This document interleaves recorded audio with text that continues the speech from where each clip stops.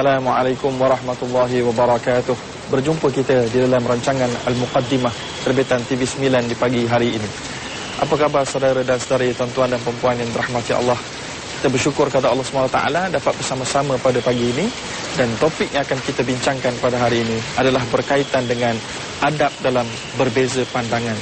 Adakah saudara dan saudari, tuan-tuan dan perempuan pernah menghadapi situasi ini? Sama ada dalam ruang lingkup kecil keluarga, tempat kerja, negara dan seumpamanya. Jadi insya-Allah kita akan bincangkan persoalan ini selepas ini. Insya-Allah kita bertemu lagi sebentar lagi. Baiklah, jadi topik yang akan kita bicarakan sebagaimana yang kita sebutkan sebentar tadi berkait dengan perbezaan pendapat dan mengurus perbezaan pendapat menurut pandangan Islam yang kini kita rasakan kerap berlaku di kalangan manusia hari ini, berbeza dalam pendapat masing-masing, dan kita ingin mengetahui dengan lebih lanjut apakah sebenarnya cara dan adab agar perbezaan ini tidak menjadi lebih membarah dan akhirnya melahirkan perpecahan. Lalu sebelum kita merujuk dan berbincang persoalan adab-adab yang perlu kita terapkan, suka saya untuk berkongsi bersama-sama dengan para penonton sekalian beberapa latar belakang dan sebab yang menjadikan perbezaan ini wujud. Yang pertama sekali, perbezaan pendapat ini wujud disebabkan kerana adanya perbezaan dari sudut bahasa. Bila mana ada perbezaan bahasa, maka dengan sebab itu akan wujudlah perbezaan dalam memahami apakah dia ayat ataupun intipati sesebuah ayat, intipati sesebuah perkataan. Maka dengan sebab perbezaan persepsi, perbezaan kefahaman, perbezaan latar belakang pendidikan, maka oleh kerana itu lahirlah perbezaan pendapat. Adapun yang kedua, perbezaan pendapat ini pula disebabkan oleh kerana perbezaan bangsa, yang tidak dapat kita nafikan bahawa memang wujud bangsa-bangsa yang pelbagai di atas muka bumi ini. Maka kita tidak boleh nafikan bahawa wujudnya perbezaan perasaan satu bangsa dengan bangsa yang lain. Kita tidak akan mampu untuk membuang perasaan kebangsaan ini.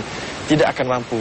Allah SWT mengajar kita bukan untuk membuang perasaan perbezaan pembangsa ini, tapi Allah mengajar kita untuk mengawalnya, untuk mengaturnya. Bagaimana caranya? Sebagaimana yang Allah SWT menyebutkan dalam suratul Hujurat, iaitulah hendaklah kamu berkenal-kenalan, ya, waja'alnakum syu'uban wa qabaila lita'arafu, untuk kamu berkenal-kenalan. Berkenal-kenalan bukan untuk bergaduh, berkenal-kenalan bukan untuk mencari mangsa untuk ditipu, tapi berkenal-kenalan yang dimaksudkan oleh Allah adalah untuk mempertautkan hubungan dan membantu dalam melakukan perkara kebaikan. Adapun sebab yang ketiga yang menjadi punca perbezaan pendapat adalah perbezaan agama. Sekali lagi, perbezaan agama juga tidak dapat dielakkan dalam dunia hari ini. Maka oleh kerana itu ada akan wujud perbezaan persepsi di kalangan agama yang satu dengan agama yang lain dan seumpamanya. Lalu ini mencetuskan perbezaan pandangan terhadap sesuatu isu. Maka Allah SWT mengajar kita dalam mengawal dan mengurus pelbagaian agama ini. Yang pertama sekali, jangan kita mewujudkan apa-apa saja isu dalam perbezaan pandangan dalam persepsi agama ini yang boleh mencetuskan persengketaan. Antaranya yang disebutkan oleh Allah SWT, kita tidak dibenarkan untuk menghina agama ataupun menghina Tuhan agama lain. Kerana apa? Kerana dia akan menyebabkan kemudaratan, yang mana penganut agama lain akan mula untuk menghina pula Tuhan agama orang yang menghinanya pada peringkat awal. Maka dia akan menjadi lebih bahaya, membarah, dan akhirnya boleh menjadi saling berbunuhan dan pertumpahan darah. Lalu Allah SWT mengajar kita untuk mengurusnya dengan cukup hikmah dan bijaksana. Adapun sebab yang ketiga, yang keempat, kenapa ada perbezaan pendapat ini adalah kerana perbezaan dari sudut dalaman. Ada di antara orang yang mereka ini jenis suka untuk bersangka-sangka. Mereka mempunyai perasaan cemburu kepada seseorang yang lain. Maka pemikiran mereka tidak dapat diwaraskan dalam menerima pandangan orang yang didengar. Lalu dia terus membuat kesimpulan bahawa orang ini sedang melakukan bercakap benda ni dan melakukan satu perkara kerana ingin mendapatkan sesuatu. Lalu dengan sebab itu dia berbeza pandangan. Berbeza pandangan dalam keadaan yang tidak sihat kerana mereka sebenarnya mendasarkan perbezaan pandangan itu di atas sangkaan-sangkaan dan masalah-masalah hati mereka sendiri sebenarnya. Jadi ini adalah antara beberapa asal ataupun beberapa dasar kepada perbezaan pandangan yang berlaku di kalangan masyarakat. Lalu insya-Allah kita akan dapat lihat selepas ni ada banyak lagi sebenarnya sumber-sumber perbezaan macam yang kita telah sebutkan tadi.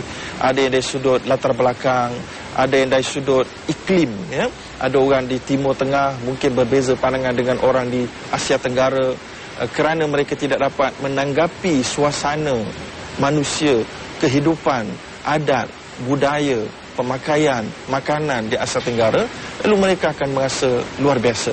Sebagai contoh, kalau kita lihat di Asia Tenggara, di negara kita, kita merasakan wanita yang baru saja bersalin tak boleh untuk buat macam-macam perkara kerana mereka sedang dalam pantang, orang kata. Okey, dalam pantang, tak boleh ini, tak boleh itu, tak boleh minum ini, tak boleh makan itu. Tetapi ini berbeza di negara Jordan sebagaimana contohnya yang pernah saya belajar dahulu. Di Jordan, wanita yang bersalin, mereka tidak ada satu adat apa nama yang kita namakan sebagai pantang. Ya, maka oleh kerana itu mereka lepas bersalin, mereka minum air gas dengan sewenang-wenangnya. Okay, mereka rasa seronok. Demikian juga kalau kita di Malaysia, adat kita, pandangan kita, bagi seorang isteri, kalau dia nak terus disayangi oleh suami, nak terus dirasa dicintai oleh suami, maka hendaklah dia sentiasa maintainkan tubuh dia. Tetapi ini berbeza dari sudut wanita-wanita di Jordan, yang mana dalam keadaan dan adab di sana, kalau seorang isteri badannya tidak besar, maka itu menunjukkan suaminya gagah. Pelik, tapi itulah dia hakikatnya. InsyaAllah kita akan sidang saudara dan saudari yang dirahmati Allah sekalian. Jadi kita sambung dua lagi sebab yang saya kira sangat-sangat major di dalam masyarakat kita hari ini yang menjadikan perbezaan pandangan itu semakin jauh jaraknya, iaitulah kerana perbezaan politik dan juga kerana perbezaan ilmu, ya. Maka perbezaan politik ini menyebabkan banyak perbezaan pandangan dan persepsi di kalangan ahli-ahli politik masing-masing, yang mana kebiasaannya akan didasari oleh kebanyakan yang sangka buruk dan juga untuk menarik perhatian penyokong-penyokong mereka. Demikian juga berlaku perbezaan pandangan di kalangan ahli ilmu. Ahli ilmu, contohnya para doktor mempunyai pandangan tersendiri di dalam genetic engineering sebagai contoh. Para ulama mempunyai pandangan tersendiri kerana dasar ilmu yang berbeza menyebabkan perbezaan pandangan. Baik, sekarang kita pergi kepada yang kedua. Poin yang kedua yang saya ingin bincangkan selepas kita bincangkan punca-punca kepada berlakunya perbezaan ini. Yang kedua, bagaimanakah adab-adab yang patut kita lakukan? Ya, yang pertama sekali kita nak pergi kepada adab dalam berbeza pandangan ini. Yang pertama sekali, iaitulah mestilah kita ikhlas sebenarnya dalam memberikan pandangan. Maka untuk merawat perbezaan pandangan ini agar tidak membara dan memvirus sehingga menyebabkan keburukan berlaku dalam masyarakat, kita mestilah ikhlas sebenarnya dalam memberikan pandangan untuk kebaikan, bukan untuk menjatuhkan orang kerana dengkinya kita, bencinya kita kepada dia, tapi kerana untuk memperbetulkan keadaan. Yang kedua, mestilah tidak kita berasa bangga dengan tim kita. Ada setengah orang dia memberikan pandangan kerana tim dia demikian, maka tak kiralah apa orang lain kata, mereka tetap dengan tim ataupun kumpulan mereka. Ini dinamakan ta'assub. Maka dalam berbeza pandangan, kita sepatutnya tidak dibenarkan untuk ta'assub kepada kumpulan yang kita pegang ataupun ilmuwan yang kita pegang, tidak dibenarkan sama sekali. Sebagaimana Allah SWT pernah menyebutkan tentang keburukan ini, kullu hizbin bima ladaihim farihun. Setiap kumpulan mereka berasa bangga dengan apa yang mereka ada. Sebenarnya mereka sebenarnya ditipu oleh apa yang mereka ada. Jadi mereka kena merujuk pada apa yang Allah nakkan mereka buat, ya. Baik, kemudian yang seterusnya, selepas kita bincangkan tentang jangan taksub, Nabi juga memberikan penegasan yang seterusnya. Nabi kata, laisa minna man da'a ila asabiyah. Tidaklah di kalangan kami sesiapa yang mengajak kepada ketaksuban. Maka kita selalu dengar perkataan taksub ini. Apa benda perkataan taksub ini? Ya, ada orang kata taksub ini adalah sokongan fanatik, dan seumpamanya. Maka kalau kita nak merujuk jawapan yang benar dari sudut Islam, maka Nabi SAW telah pun memberikan jawapannya. Maka antara jawapan Nabi bila mana ditanya oleh para sahabat, apakah itu mal asabiyah tu ya Rasulullah, apakah dia asabiyah itu wahai Rasulullah? Rasulullah kata, antu'ina qaumaka ala zulm, kamu membantu saudara kamu dalam melakukan perkara kezaliman. Ya, kezaliman itu apa maksud dia? Dia tahu ini adalah satu penipuan, dia terus menyokong syarikatnya, dia terus menyokong kumpulannya, walaupun dia tahu itu penipuan dan dia salah seorang di antara yang menipu tersebut, tapi dia tetap menyokongnya. Itu adalah asabiyah. Walau bagaimanapun, kalau ada orang yang menyokong kebenaran, menyokong Islam suruh ni dia suruh juga, maka itu bukan ta'assub. Itu bukan ta'assub, itu adalah kebenaran. Ya, yang ta'assub adalah menyokong kesalahan dan bukan kebenaran. Baik. Kemudian yang seterusnya, ta'assub juga ada di kalangan, berlaku di kalangan ilmuwan Islam. Ada di kalangan umat Islam yang memegangkan pandangan ulama-ulama tertentu, lalu mereka ta'assub dengan pandangan ini, lalu mereka tidak mau berganjak walaupun didedahkan dengan kelemahan pandangan tersebut melalui dalil-dalilnya dan seumpamanya. Maka ini berlaku juga, padahal macam contohnya Imam Abu Hanifah, yang mana Imam Abu Hanifah berkata, faqihna hadha ra'i, walakin kami telah pun percaya dengan pandangan ini, walakin tetapi kalau kamu memberikan kepada kami pandangan yang ahsana minhu qabilna, kalau kamu boleh memberikan pandangan yang lebih baik, kami akan terima pandangan tersebut. Dan itu adalah disiplin para ulama besar, Imam Mazhab Imam Abu Hanifah An-Nu'man. Demikian juga yang dipegang oleh Imam Ahmad bin Hanbal. Di mana Imam Ahmad bin Hanbal ni, beliau tidak merasa sah pada pandangan beliau, ijtihad beliau tidak sah untuk orang memakai pakaian ataupun kasut yang berasal daripada kulit binatang. Ya, maka didasarkan tidak sah. Walau bagaimanapun ada pandangan ulama lain yang mengatakan sah setelah didubira. Idza dubira tahura. Apabila disamak maka sudah bersih. Maka tetapi Imam Ahmad bin Hanbal tidak merasakan demikian. Walau bagaimanapun pada satu ketika ada orang yang memakai pakaian yang kulit ini lalu solat, dan bila ditanya kepada Imam Ahmad bin Hanbal, ada kenapa kamu solat bersama mereka padahal kamu berpandangan tidak sah dan masih najis, maka Imam Ahmad Hanbal berkata, kami merasakan demikian tetapi ada pandangan yang mengatakan sah, maka dia terima. Maka itu ada, kita lihat adab yang cukup indah. Ya, menerima dan menghormati pandangan yang berbeza adalah adab, salah satu di antara adab dalam berbeza pandangan. Baik. Jadi yang seterusnya, bagaimana cara untuk menangani perbezaan pandangan ini juga, iaitulah dengan cara kita berdialog secara aman, bukan berdebat secara emosional. Sebab bila berdebat secara emosional, kalau kita tahu yang sana betul pun kita takkan terima, sebab kita akan merasa malu, tewasnya kita dengan hujah-hujah yang dibawa oleh mereka. Maka ini adalah yang perlu kita lakukan, berhujah secara ilmu dan secara adab. Kita kembali selepas ini.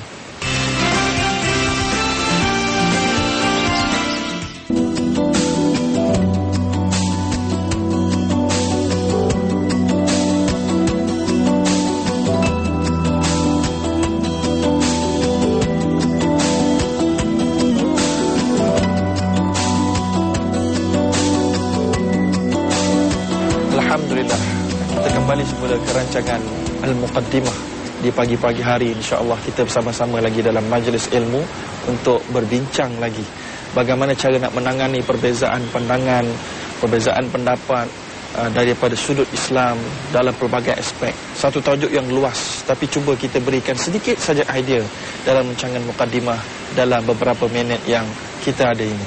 Jadi kita sambung lagi, ada apakah lagi adab-adab yang patut kita garapkan, yang patut kita fahami dalam ketika kita menghadapi suasana ini. Iaitulah yang seterusnya, kita setelah kita mengadakan perbincangan tadi, mestilah perbincangan itu mensasarkan kepada mengambil pandangan yang sama, dan bukan meng-highlightkan, bukan membesar-besarkan kesilapan, membesar-besarkan perbezaan.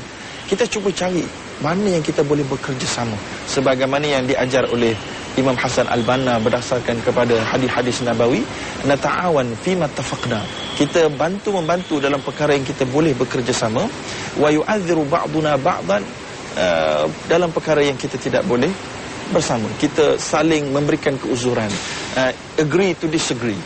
Memang wujud. Agree to disagree memang wujud di dalam Islam. Malah wujud dalam Islam juga sebenarnya dua kebenaran dalam satu masa. Bukan tak wujud. Maknanya orang A kata inilah dia kebenaran, orang B kata inilah dia kebenaran. Dalam Islam, Islam boleh menerima dua kebenaran sekaligus. Sebagaimana pernah berlaku di zaman Nabi, ada sahabat yang membaca Al-Quran mengikut kiraat yang berbeza. Yang ni ikut bacaan dia begini, yang ni bacaan dia begini. Maka sahabat menjadi keliru. Mana satu ni yang lebih tepat? Lalu mereka merujuk kepada Rasulullah dan mereka berbincang dengan para ulama dari kalangan sahabat. Maka contohnya Ibnu Mas'ud memberikan respon, kila kuma muhsinun. Ya, kedua-dua kamu membaca dengan betul. Kerana itulah kita hari ini kita tahu adanya 7 qiraat, 10 qiraat, ya, yang dapat kita saksikan daripada Akademi Al-Quran dan seumpamanya. Memang ada banyak qiraat, kedua-duanya betul. Jadi wujud dua kebenaran dalam satu masa. Dan wujud juga sebenarnya kebenaran yang kalau dulu dia tak benar, tapi sekarang dia boleh jadi benar. Memang wujud, ya. Jadi itu keadaan itu ada dan sentiasa berlaku di masa ke semasa. Apa yang perlu kita toleransi dan kita berfikir, kita meraihkan kewujudan kepelbagaian pandangan ini adalah sebagai satu keluasan di dalam Islam. Adapun dalam konteks ulama-ulama Islam yang berbeza pandangan, contohnya dalam tarawih 8 rakaat ataupun 20 rakaat, ataupun puasa batal atau tidak batal, juga adalah sebagai satu rahmat. Kerana ada kalanya kita memerlukan pandangan yang lebih ringan dalam keadaan yang terdesak. Ya, sebagai contohnya apabila bersentuh tangan suami isteri, kulit suami isteri di Makkahul Mukarramah, di depan Kaabah, kita tidak mampu untuk mengambil wuduk semula. Lalu kita terpaksa berpindah daripada mazhab Syafi'i kepada mazhab Hambali dan Maliki yang mengatakan tidak batal wuduk kecuali apabila bersyahwat sahaja. Jadi itu adalah keluasan yang wujud, keluasan.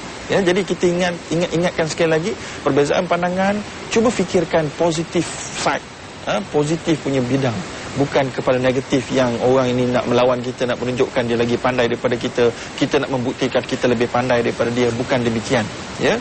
Jadi yang seterusnya, apabila kita dapat menangani perkara ini secara adab dan disiplin, barulah kita akan dapat menghasilkan sebuah masyarakat yang melihat perbezaan pandangan sebagai tanawu', ikhtilaf at-tanawu', perbezaan yang variasi, bukan tadad, iaitulah bukan yang bertembung. Bila bertembung dia akan berpecah. Bila tadad dia akan bersifat kreatif. Lagi banyak orang kreatif dalam sebuah negara. Itulah dia namanya sinergi, ya, bersama-sama. Suami mempunyai pandangan berbeza untuk nak beli kereta apa, isteri ada pandangan berbeza nak beli kereta apa. Lalu ada sinergi. Akhirnya mereka membeli satu pilihan yang bukan pilihan asal kedua-duanya sebagai win-win situation. Kan bagus, ya. Jadi ada perbezaan pandangan dalam agama, dalam kalangan ulama, ada perbezaan pandangan di dalam rumah tangga, ada perbezaan pandangan di kalangan pemimpin politik, ada perbezaan pandangan di kalangan bangsa-bangsa berbeza, ada perbezaan pandangan di kalangan ahli-ahli agama yang berbeza. Lalu kesemuanya perlu kita manage secara tepat agar kita dapat menghasilkan kesatuan, terutamanya di kalangan umat Islam. Sebagaimana yang telah pun disebutkan oleh Allah Subhanahu wa taala, walladzina kafaru ba'dhum awliya'u ba'd illa taf'alu takun fitnatun fil ardi wa fasadun kabir. Allah kata, adapun orang-orang yang bukan Islam, orang-orang kafir, mereka bersatu padu. Tetapi bagaimana orang Islam? Allah kata, illa taf'alu, kalau kamu tidak bersatu padu, maka akan berlakulah fitnah fil ard, fitnatun fil ardi, iaitulah akan berlakulah kerosakan di atas muka bumi, wa fasadun kabir, dan akhirnya berlakulah kehancuran, iaitulah berpecahlah manusia. Lalu sebagai kesimpulan kita sebagai umat Islam hari ini, sebagai umat Islam yang mempunyai jiwa yang berbeza-beza, pendekatan yang berbeza-beza, ilmu yang berbeza-beza, latar belakang yang berbeza-beza, pendidikan yang berbeza-beza, bagaimana antara cara mudah untuk kita menghasilkan dan mengelakkan perpecahan dalam berbeza pandangan? Antaranya solat berjemaah. Solat berjemaah adalah salah satu ciri untuk mengukuhkan hubungan di antara sesama Islam. Maka solat berjemaah ini mestilah dilakukan dengan rapatnya saf. Ada orang kata, adalah cerita rapat saf ni cerita kecil, apa nak sibuk-sibuk. Tapi sebenarnya dia perkara yang besar. Kerana disebutkan oleh Nabi SAW, la tusawunna sufufakum aw yukhalifanna Allahu baina wujuhikum. Hendaklah kamu merapatkan saf atau kelak Allah akan alihkan wajah kamu di hadapan Allah. Apakah maksud alih wajah? Sebahagian ulama kata alih wajah maknanya muka dia akan letak dekat bahu, kat lutut, kepala lutut, kat perut, kat pusat. Sebahagian ulama lagi kata itulah maksudnya manusia akan berpecah belah dalam pandangan dia kerana mereka ada ego masing-masing semasa menunaikan solat, dan seterusnya mereka mempunyai kejahilan yang masih mendalam. Jadi sekadar itu saya kira sama-sama kita dapat bersama pada pagi ini sekadar-kadarnya, dan ilmu ini tidak akan cukup untuk kita kongsikan dalam waktu ini. Teruskan mengkaji ilmu, teruskan berada dalam majlis ilmu, sama ada di radio, di televisyen, membuka buku dan seumpamanya. Semoga kita berjaya. Sekian, Assalamualaikum warahmatullahi wabarakatuh. Daripada saya, daripada Muqaddimah.